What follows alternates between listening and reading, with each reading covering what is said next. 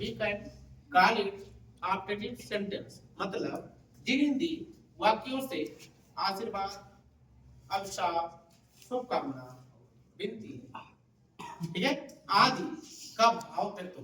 क्या व्यक्त हो? भाव व्यक्त हो, उसे हम ऑप्टेटिव सेंटेंस कहते हैं।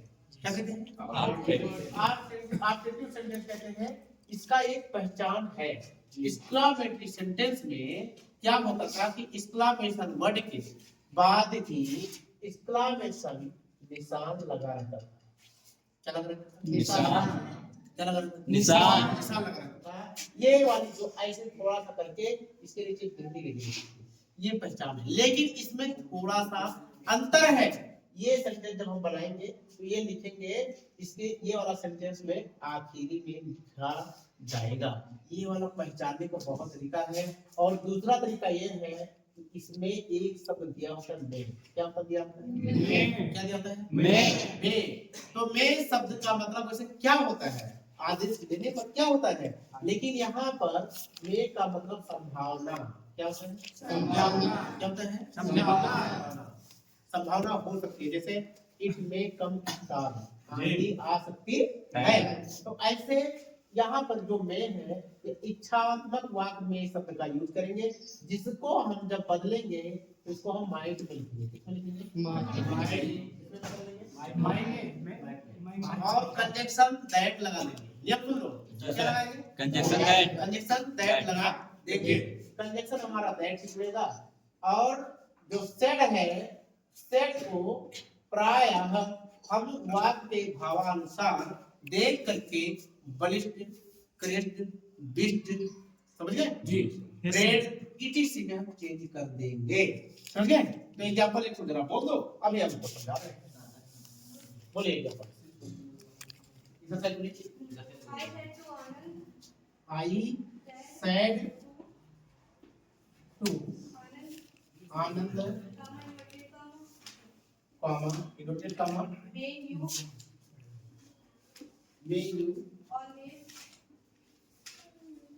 always be happy.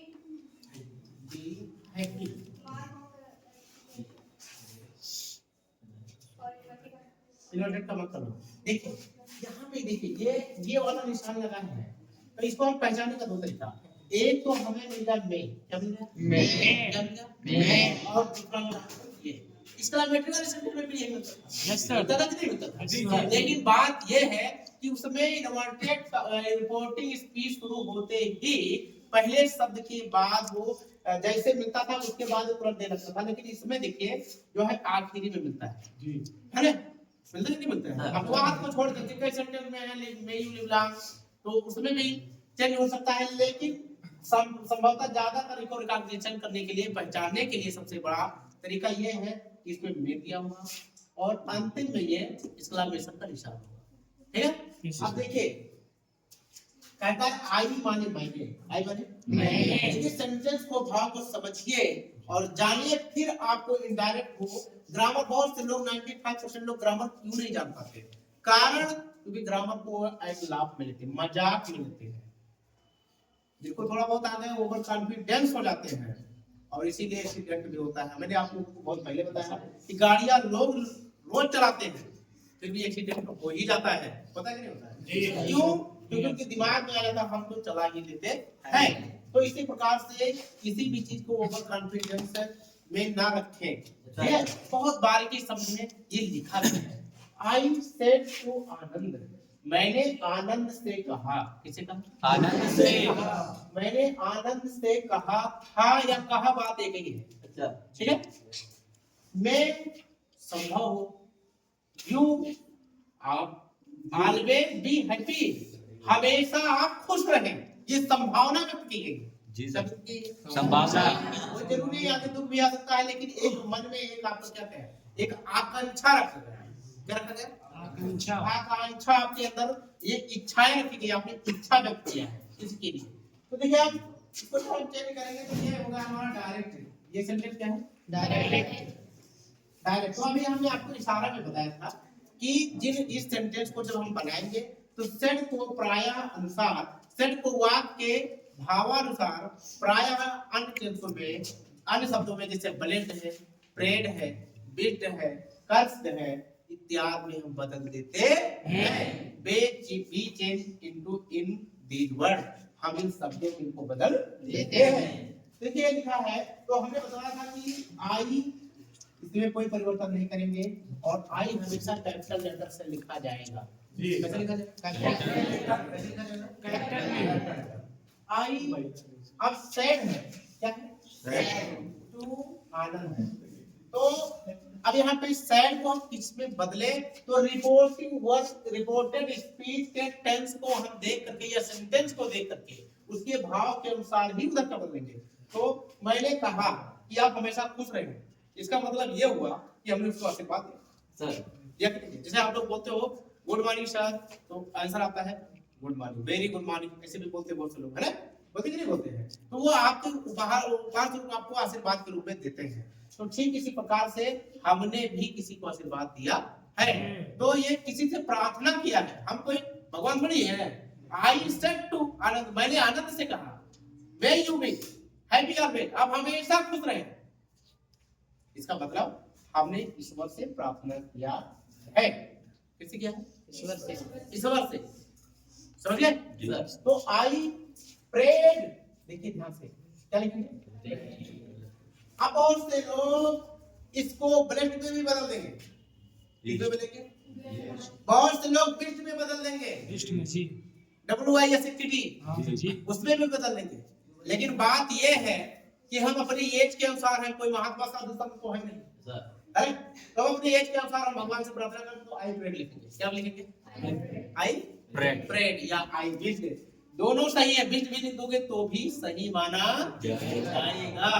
ठीक है, इसको चाहा तो आप लिख सकते हो आई विश, मैंने आनंद को शुभकामना दिया या आनंद के लिए मैंने विनती किया। क्या आई विश आनंद हो गया। कामा इन्वर्टेड कामा की जगह पे कंजंक्शन वही पुराना वाला लगाएंगे, क्या लगाएंगे? दैट लगा देंगे। तो जब हमारा कंजंक्शन ये दैट लग गया तो अब वही सिस्टम चेंज, जैसे आप लोग इंपेरेटिव सेंटेंस का यस नो टाइप सेंटेंस हल करते थे, वही नियम यहाँ भी होगा। मतलब पहले आपको में से कोई जरूरत नहीं है, पहले इसको बदलेंगे सब्जेक्ट को। किसको? सब्जेक्ट को। बहुत बारीकी से हम वही पुराना नियम भूलेंगे नहीं, यस नो यम। अगर हम उसको भूल गए, कहते ना हम भूल गए हर बात मगर तेरा फार्मूला नहीं भूले, बोलते नहीं? हाँ, तो इसको नहीं भूलना है। अगर ये भूल गए 1 2 3 मतलब थर्ड पर्सन सब्जेक्ट के अनुसार, सेकेंड पर्सन ऑब्जेक्ट के अनुसार और third person note.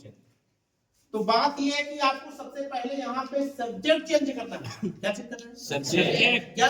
Subject. Subject change करना है। तो यहाँ यू जो है, यू किसके अनुसार चेंज हुआ? किसके अनुसार?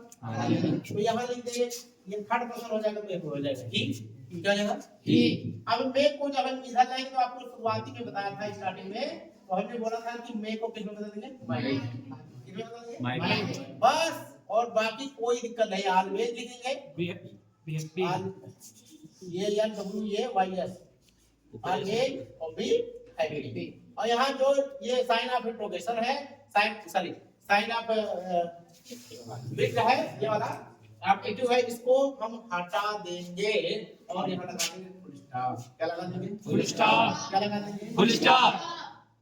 हलवा है, जस्ट लाइक ये पुडिंग, ठीक है? This translation into structure into English, this just like ये पुडिंग। इस ट्रांसलेशन को क्या है, एक हलवा के जैसा बनाने जैसा है, ठीक है? अनलेस, है ना, until of it, बशर्ते you have to know, आपको जानना होगा क्या?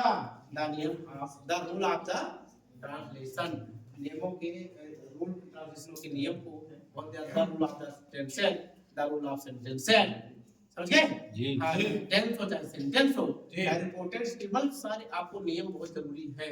तो I hope you will be understand, ठीक है, very well, and I hope you see through it and I see you again. Let me